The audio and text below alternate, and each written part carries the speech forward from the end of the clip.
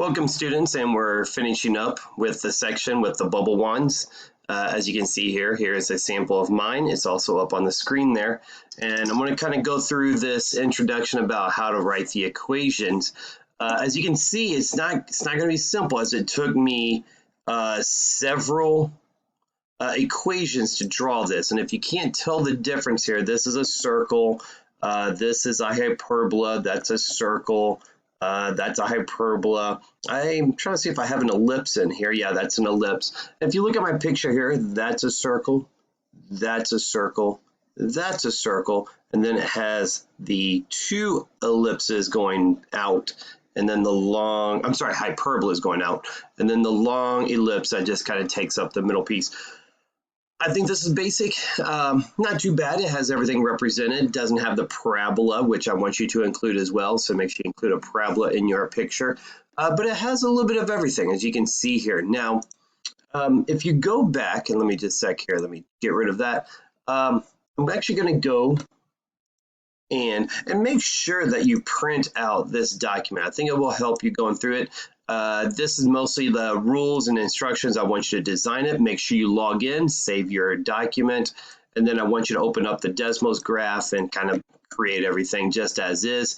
Notice it says remove the grid, the axis. I would save that for the end so you know how to adjust and rearrange things. But let's get into the desmos picture here. And so let me go back into it. And I just made some very simple pictures. Just notice when you make the circle, you can put some constraints on it if you want. If I want to go from, let me see, -1 y to 3, will that work? Nope, does not work.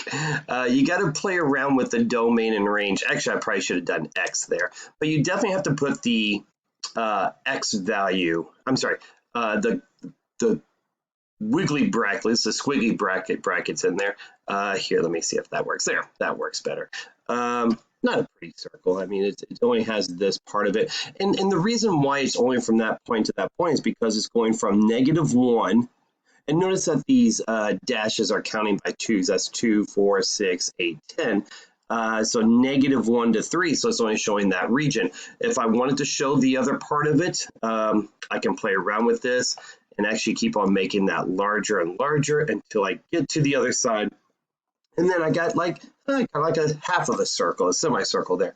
But definitely you can play around with this. If I do the y values, I don't think it's going to do anything. Just showed the top there. And again, the constraint is going from -4 to 3. So again, if you count down 1, 2, I'm sorry, 2, 4, I should say here. It's starting off at -4 is the lowest value, up to 3. Well, it doesn't get up to 3 there because there's nothing at the top. Let me turn that one off, turn that one on. Here's an ellipse. Just remember on the ellipse, if I make this one larger, it makes it more left and right. It's nice to keep that bottom number as a perfect square. You don't have to. I could do the square root of 8, and it's going to make an ellipse there. But if you make that bottom number, I'm trying to think of some other large perfect squares, 169, as you can see, it's going more left and right. Now, if I make the other denominator, try to get down there, make that one larger, as you can see, it makes it more up and down. 81 goes up and down. And again, you could play around with this, put square root of 14. As you can see, that's really close to a circle, it looks like. Let me see here. I'll make a larger number, 152. But it's going to make it the ellipse. So again, you can play around with this. Again, you can kind of change the picture of it. So let me see here. So if I say -2, oh, dang it, -2 to 2, it's only going to show that region is going from -2 here to +2 here. If I wanted to start at +2 and then go to 3, I can get that arcs there. That's kind of a weird one. 5 there, I get the other side of it. So again, you can kind of play around with the x and y. The y coordinates, if I want to like kind of cut off the top and the bottom, I could make it, the lowest it looks like it gets is -5.5. The highest it gets is 1.5. So I can make that negative 5.5, oh dang it, to, I don't know, I don't want to cut off the whole thing, to negative 3 and put y in there, and I got the bottom part. Obviously, I think I might need a little bit extra there. It wouldn't hurt to do negative 5.6. I get the full bottom there. Let me turn that one off. There's a hyperbola going left and right. The reason why it's going left and right is because this whole first statement here, the x is positive. And again, you can change the bottom here by making them different perfect squares. It's kind of nice, making them different directions there. You can play around with that. If I turn that one off, turn this one on, there's a hyperbola going up and down. Again, this one's going up and down because the y value is positive. And again, you can play around with the numbers. You can do, actually, I'm going to go back and put that 25 back in there. But you could definitely change the domain or the range constraints. As you can see, it looks like the lowest that this gets, no, it's not going to let me click it there. Looks like 2.9, highest it probably gets is 2, negative 1 there.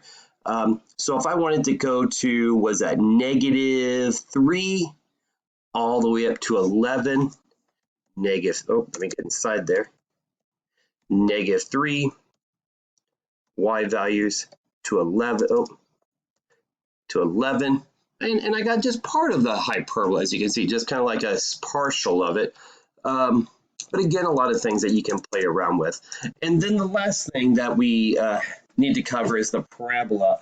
Now, there's a couple easy ways that you can make a parabola, but from the hyperbola, I'm sorry, from the parabola that's in our textbook, just like here, let me find it. They want you to still kind of use this y minus k. H and k are still the center value, so I'll just do 3. Just like I want to turn that purple off.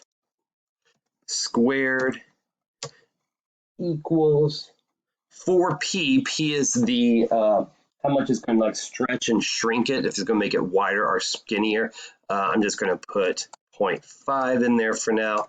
And then the last part here is x minus h.